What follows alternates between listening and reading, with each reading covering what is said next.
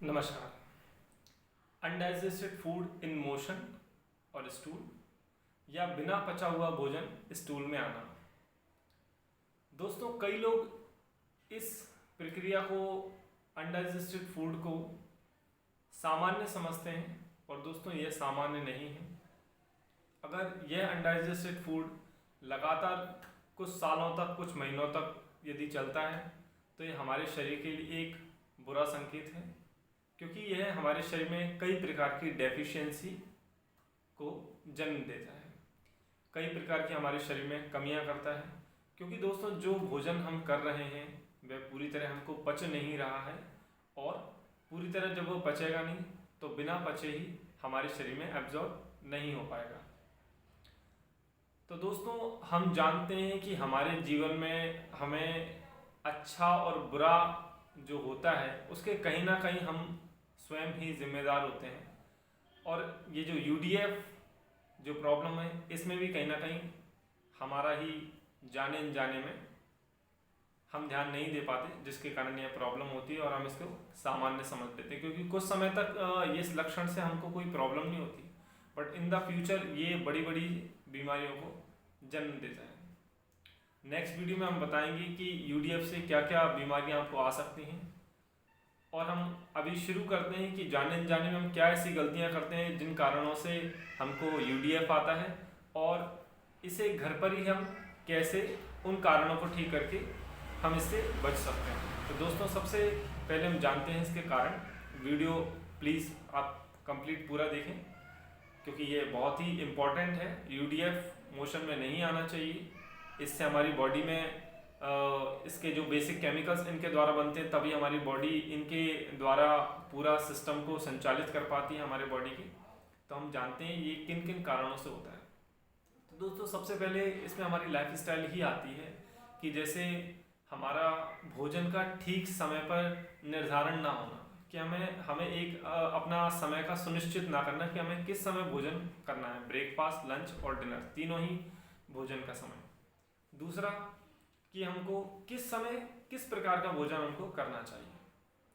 तीसरी चीज़, कि हम अपने भोजन के पहले, बाद में और भोजन के साथ में किस तरीके का पानी का अंतराल यानी कि गैप रखें। साथ में तो पीना ही नहीं चाहिए, पहले और बाद में हमें कितना गैप रखना चाहिए।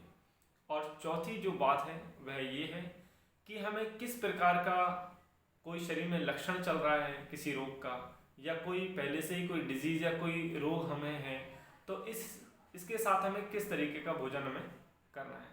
तो दोस्तों, ये सारी चीज़ें हम समझ लेते हैं कि हमें किस तरह से चलना है।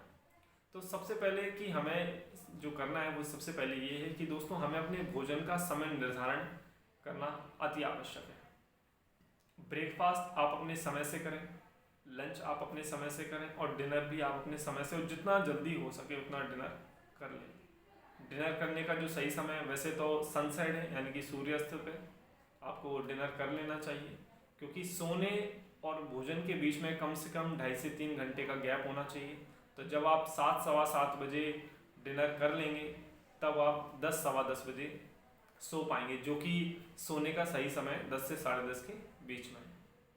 उसके भी कुछ और रीज़न है कि 10 से 10:30 ही क्यों है सोने का ठीक समय, उसके भी सभी साइंटिफिक रीजंस हैं।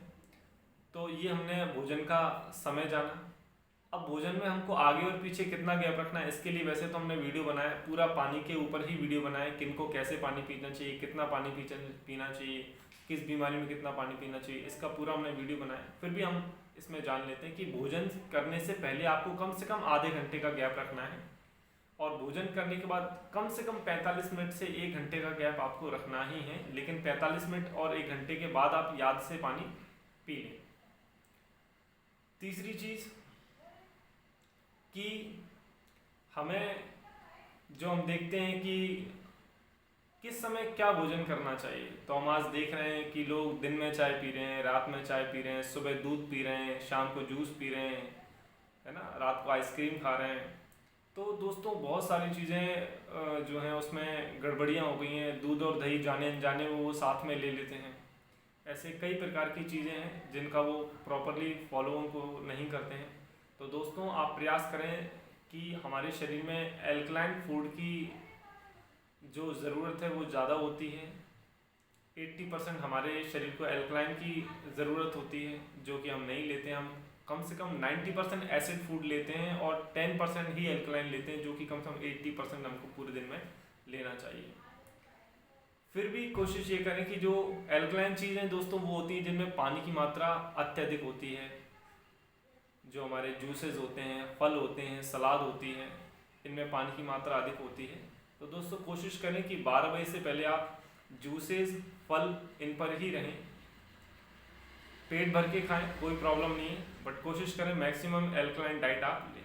इसके बाद जब आप लंच करते हैं तो मैक्सिमम उसमें मिक्स सैलेड लें, जो भी सीजनल सैलेड उस समय आ रहे हैं वो लें आप। फिर आप भोजन करें और शाम को हरी सब्जी और चपाती आप ले सकते हैं, दलिया ले सकते हैं, या आप पतली खिचड़ी ले सकते हैं, उसमें वेजिटेबल्स ऐड करके स्प्राउट्स ले सकते हैं, उपमा ले सकते हैं। तो इस तरीके की चीज़ों का आप सेवन करें, समय का निर्धारण करें और अपने सुनिश्चित समय से भोजन कर लें। सुनिश्चित रूप में पानी पिएं, जितना आपके शरीर के लिए आवश्यक है उतना पानी पिएं। प्यास को ध्यान में रख के पानी ना पिएं। हम ऐसा सोचते हैं कि जब हमें प्यास लगेगी तो हम पानी पिएंगे, लेकिन ऐसा नहीं होता है, क्योंकि प्यास दोस्तों उस तरीके से नहीं लगती। हमको ये नियम बनाने पड़ते हैं कि हमारे शरीर के लिए कितना पानी ज़रूरी है, और जब वो नियम दोस्तों पक्का हो जाता है तो उस नियम के अनुसार हमको प्यास अपने आप ही लगना जो है शुरू हो जाती है। तो दोस्तों कैसा लगा आपको ये वीडियो, हमें कमेंट बॉक्स में ज़रूर बताएं। हमारे चैनल को सब्सक्राइब करें, शेयर करें, और यदि दोस्तों आप ये वीडियो फेसबुक पर देख रहे हैं तो हमारे पेज को लाइक करें। डिस्क्रिप्शन में कंप्लीट डिटेल है। Thank you very much. ओम शांति।